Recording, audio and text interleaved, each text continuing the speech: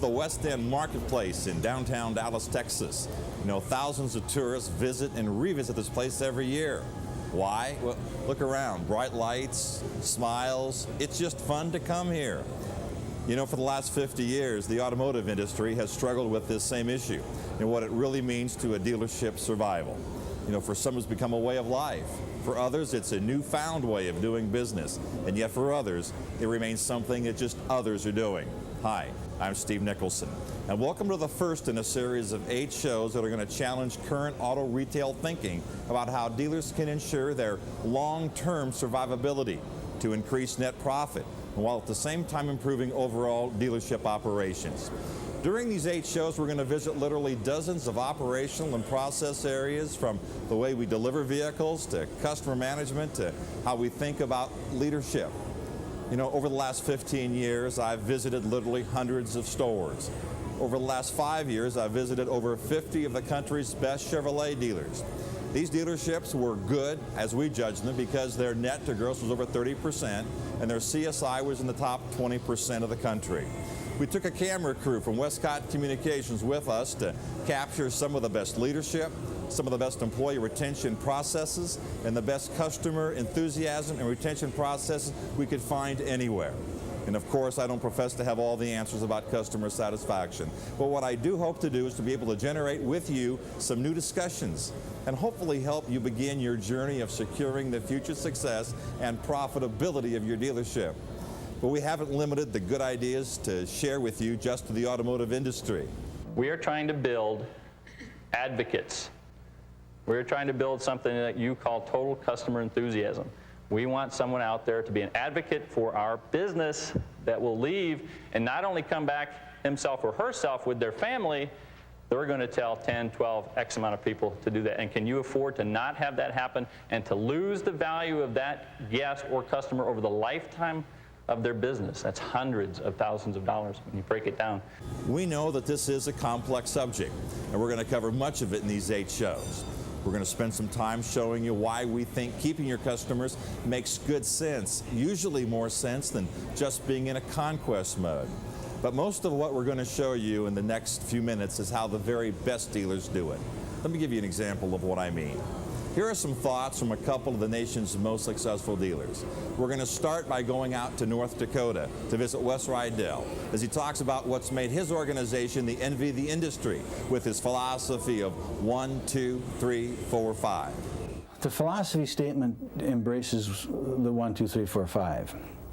It says something like this: if 1, 2, 3, 4, 5, any one of those elements ever seems to be in conflict, and they only can seem to be in conflict, then just revert to 1. Give the customer what he wants.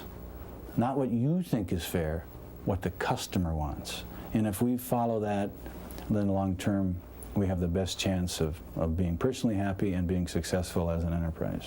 I was at a place one time where somebody did something wrong. They came up to us and they gave us a little gift and they said, "We're sorry we did that. We didn't even ask for it." So we developed a little thing in our service lane. Our service advisors have a $10 coupon. And when they feel like we haven't really given quite world-class service, in other words, the car was supposed to be ready at 4, it was 4:10, or the paperwork wasn't quite right, and all these kind of things, or anything major, just a little thing, that they have those coupons, they give it to them, and it says, "We're sorry we failed to deliver world-class service. Here's a coupon for $10 the next time you come in." They don't have to tell anybody about it. They don't have to ask anybody's permission to do it. It's right there for them at all times to do it. So the bottom line, if I'm hearing you correctly, is whatever it takes to satisfy the customer. The way we've tried to approach it is, let's move from saying what's reasonable here in this situation, or what might make this person so they're not mad at us anymore. 2 questions: what would extraordinary service look like right now, and what would make the customer genuinely happy? Those are the 2 questions we try to answer every time. I come here for the service. I've been doing that since 1984, I believe. I've bought 4 vehicles from them, and it's just like coming home to a family. I believe that people do come this distance because when they come here, they feel the concern of the employees. They feel that they're appreciated and listened to. As service customers, certainly. In sales, the same thing is true. There's the high pressure, there's no high pressure thing. when they've driven this far, we know that they're really seriously looking for a vehicle. I believe that our customers come from Fort Worth, Dallas Metroplex, and all over to James Wood because they know they're going to be taken care of before and after the sale and get genuine, dependable used cars, and know they're going to be taken care of before and after the sale. People drive the extra mile to James Wood because of the way they're treated. They're treated like a customer with respect, and the customer is important. In this day and time, in the automobile business, everyone has the same product, but you've got to have a little something extra to get them to drive the distance to James Wood, and we feel like we have that. I think people drive a long distance to James Wood Motors because of the way they're treated. They feel like a person-to-person dealing, the service that they get when they get here, the phone calls that they receive after they get home. There's nothing like it. No other dealership I've ever been at is like this. I guess if I had to just take one line, I would say that we could say to every one of our customers, you are going to be happy with your relationship with this dealership. We're going to make sure that that happens. You are going to be happy with your vehicle and with your relationship with Tom Todd Chevrolet. And that's what all of us are here for, and we believe it. That's what we want to do every single day that we walk in, is to make sure that our customers feel comfortable about the way we interact with them when they need us. Even when they're wrong. Well, even when they're wrong, because a customer votes with their money and where they choose to do business. And even if they may have a wrong impression or their opinion is not accurate, if we lose them, they may be wrong, but we've lost a customer. And that just doesn't make sense to me. So we don't really ask ourselves whether the customer is right or wrong. What we all try to realize is that the customer's perspective is all that counts. And they don't feel they're wrong, they feel they're right. So it's up to us to identify that and do what has to be done to make them happy. For most of us today, it's a small step to agree that increasing customer retention equals increased net profit. But for Paul McDonald of Hays, Kansas, they really go hand in hand. At Disney, I had such a wonderful time. It just brought tears to my eyes, and some of the things that we've done. The people there are so outgoing. They never let you go by without, if you look like you have a question, they're always ready and willing to help, and that's what I'm striving for, and plus to keep my place cleaned up as good as I can, because those people, they don't ever let any dirt go by. In 3 different groups, Paul took everybody to Orlando, not just for a nice vacation, which of course it was, but if you are going to serve the public, which we do here in the car business, and you can go somewhere and learn how other people do the same type of service, you can bring that home. And although you may not use all of it, and you probably won't use any of it consciously, you use some of it subconsciously, and we can already see that, and that was just 2 months ago. The thing that we learned at Disneyland that we brought back and tried to use on a small scale is how they handle a large amount of people in the short amount of time that you are in contact with them. And so we brought that back, and even though we are on a much smaller scale and we don't see that large number of people, we still try to treat those people as if they're special. It seems like everybody today is studying the effect of the retained customer. The Chrysler Corporation has given its dealers a new financial model for their dealerships. The payoff is the profit value of loyal customers. With competition taking on new dimensions, such as the used vehicle superstore, can we afford not to look at some of the new ways of doing business? Old business practices may not be the answer to new competitors or customers and employees with new expectations and new attitudes. Business as usual could mean the loss of market share, could mean the loss of talented people, losing loyal customers, and of course eventually net profit. It's time we did business differently. My numbers are up again this month. This is my best quarter ever. Mine too. I haven't had this much fun selling cars in years, and I'm spending more time at home with Becky and the kids. What's different? A lot, especially since the Nickelsen Group. Right, the Nickelsen Group. The Nickelsen Group can help take you from where you are to where you want to be. For more information, call us at 1-800-451-1441. This program has been designed for the entire dealership. Dealers, top management, middle management, the entire staff, including all the way to the lot attendants. They can all benefit from this series. Please allow everyone time to view it. All it takes is an open mind to new ideas and a new way of thinking about the customer. A change that could change your future happiness and your success. We all know change isn't easy. I mean, we all fold your hands one way, now fold them another. Go to work a different way in the morning. Shave and shower and brush your teeth in a different order. It's not easy. And to get them to do it, you're going to have to involve everyone in the organization. Share your vision. Talk about it with your employees about taking this new customer focus seriously. Viewing it as a catalyst of change is going to take some courage. Your current thinking and your processes are going to be challenged. And many of them, of course, have been in place for a long time. You know, this show builds on the elements that lead to employee and customer satisfaction. And it's important that you view these 8 programs in order. And for Wes Rydell, in leading his 20-plus dealerships, becoming a 10 involves all of his people and helps everyone understand the reason to begin this journey. For us, the goal is to be a 10, and a 10 encompasses more than one area. Here at Rydell's, we have this 10 talk, and what it refers to is that Wes speaks about being a 10 as a company overall, and that we refer to other companies and we rate them, and how everybody would rate Disney as being a 10 just because their personal experience is just so positive with that company, and that we want to be seen as a 10 also. We use what we call 5 critical areas to measure how successful we are at getting to our overall goal.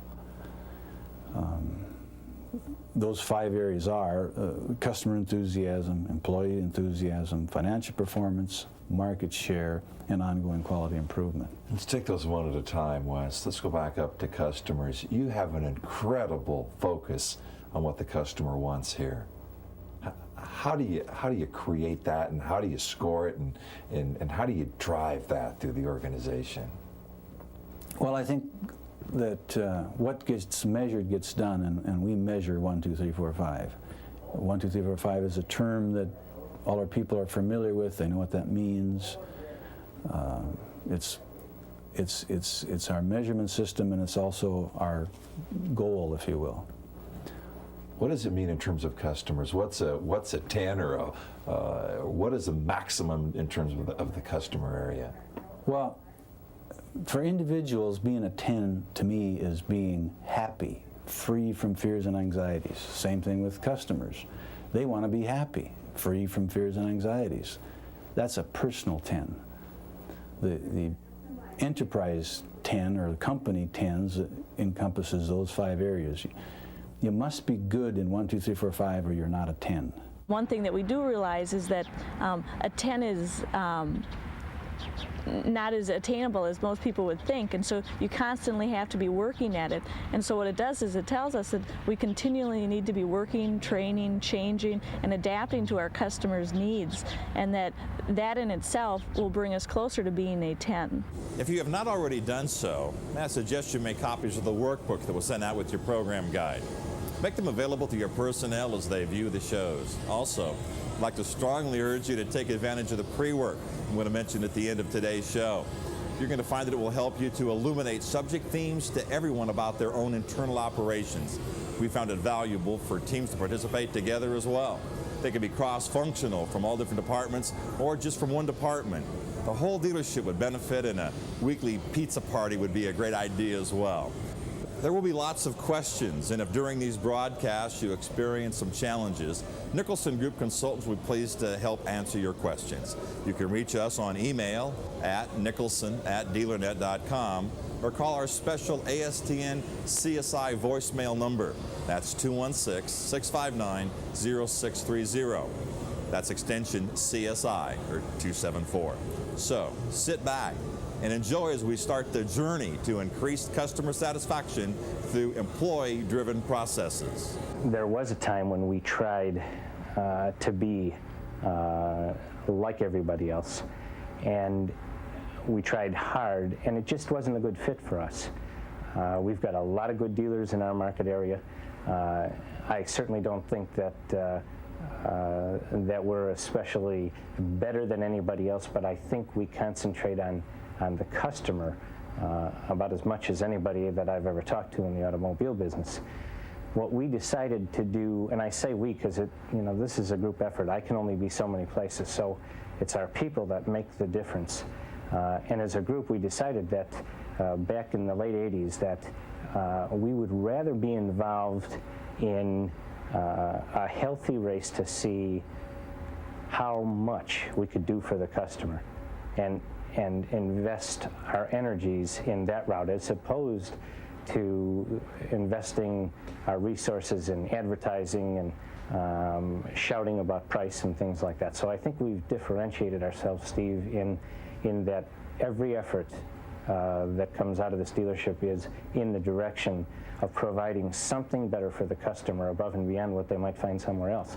You know, a great first step to satisfying your customers is to begin to understand who your guests really are. Or as Disney would say, knowing your audience is the first step in satisfying them. If we expect to deliver high-quality service to every individual and treat them as individuals and exceed their expectations, it's no longer wise for management to keep that a secret. We think that if we know it, it's not only nice to know information for our cast members anymore, it's need to know information for our cast members. So how do you find out, Bruce? Gee, do we survey or what? We do over 200 surveys a year just at the gates of our theme parks. We do over 6,000 focus group interviews with guests that have been here previously. We like to know where they're coming from. We like to know the good, the bad, and the ugly. If it's good, thank you. If it's bad, we like to know so we can improve on it and pass that along to our cast members as well. James Wood attracts over 60% of his customers from over 45 miles away. Well, in our advertising, of course, we advertise our name, and we just advertise the inventory that we can see all the brands here together. But and we try to keep a good stock. Of course, that's hard to do in this day and time. But since our business is already built, then now when we don't have the inventory there, what we rely on mostly is really the I'd say 86-7% of our customers are either repeat customers or referrals. I think the key for any dealer who's located outside the Metroplex is to create an atmosphere that people will want to come there. And that's what we've always attempted to do at James Wood through the years. We have worked on using the theme that we have a huge availability, huge inventory, and it's sort of a laid-back atmosphere. It's really different from a Metro store. And then when the people get here, they discover that not only is the inventory here, but the atmosphere is here also. And that's worked well for us. For this new customer focus to have life, it will help you to have a mission and a vision for your dealership. All of the other dealerships had a focus in terms of delivering extraordinary service to our customers. And that was the primary place we saw of creating value for customers was creating service beyond what people expect in the car business. So we sat down and said, what would that mean in a Chevrolet dealership for our customers? And so the process began for us of going out and talking to customers first day on the job, we're in the service lane and said, what would you like to happen in a Chevrolet dealership for you as a service customer? You actually did this yourself out on the service lane? I spent the time, in fact, the first month, every morning, sitting there and asking customers, 7:30 in the morning, then when they pick their car back up. And they help us design. I mean, the first thing they did was tell us, we want you to be open on Saturdays, we want you to be open night times, we can't get here. If you're really for us, then we want you to go out and do that. So we immediately did that. Then in terms of the sales process, we looked at the same kind of situations and analyzed every part from that perspective. And you need to rethink the things that you want to measure to see how well you're doing. What our customers feel about their interaction with us is how we run our business. I mean, if we have customers tell us that a particular part of the transaction is not comfortable to them, then we're going to find out what we need to do to make it right, to make it comfortable, and we change it. So we're very driven by what our customers tell us they'd like to see. We have a hang tag survey on the car when the customer picks it up with just some very basic questions. And anytime they write anything on that little survey, if it's good, he will write and thank them and appreciate their business. And for all of you leaders out there, you might benefit by rethinking some of your old habits, like where do you park when you come into the dealership. You might want to look for the areas where you can get some quick hits where we can see some immediate customer impact. Like, watch what Jim Kelly in Fort Wayne, Indiana says about his phone calls. If you're not going to be there and be hands-on, get out of the business. I understand you don't even screen your phone calls. Well, no reason to. I'm not that important. You really mean that, don't you? Sure. I mean, it boils me to call some peon and his secretary says, may I tell him who's calling? I say, yeah, President Roosevelt. And I never get another question. What if you never screened your phone calls? What impact would that have on the organization? What message does it send to the customers as well as to your employees? That quick hit you could decide to do right now. Simply instruct all people in the store to never again ask who's calling. What about language? What about the way stores sometimes call guests ups?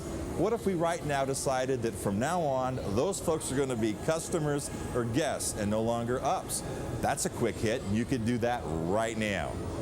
Why not the language of guests, like Disney would use?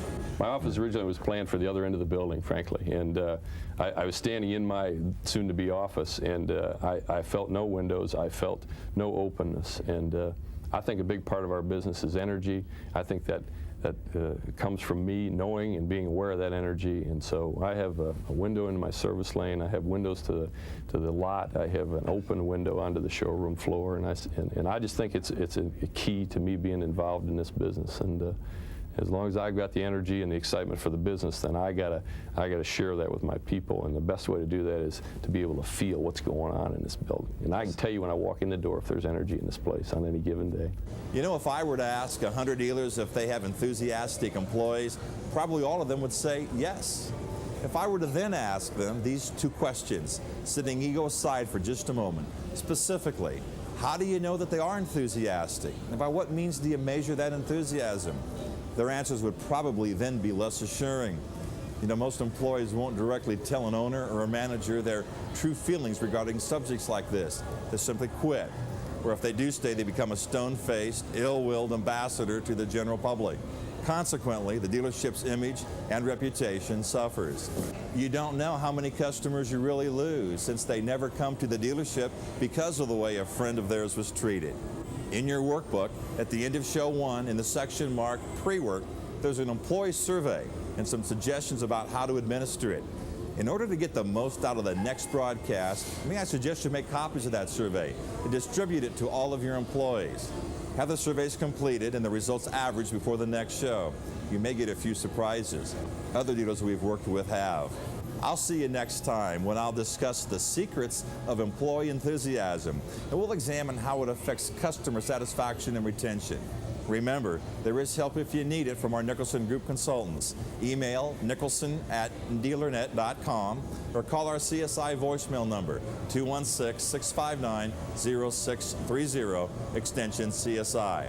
Thanks for joining us today, and good luck on your journey to a customer-driven, employee-focused dealership.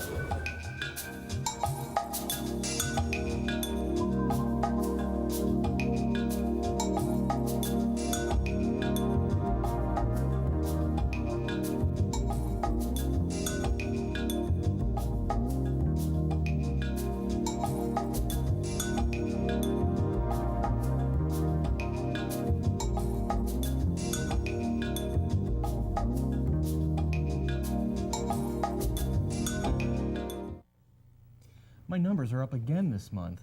This is my best quarter ever. Mine too. I haven't had this much fun selling cars in years. And I'm spending more time at home with Becky and the kids.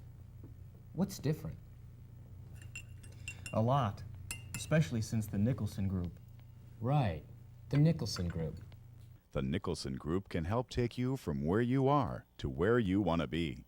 For more information, call us at 1-800-451-1441.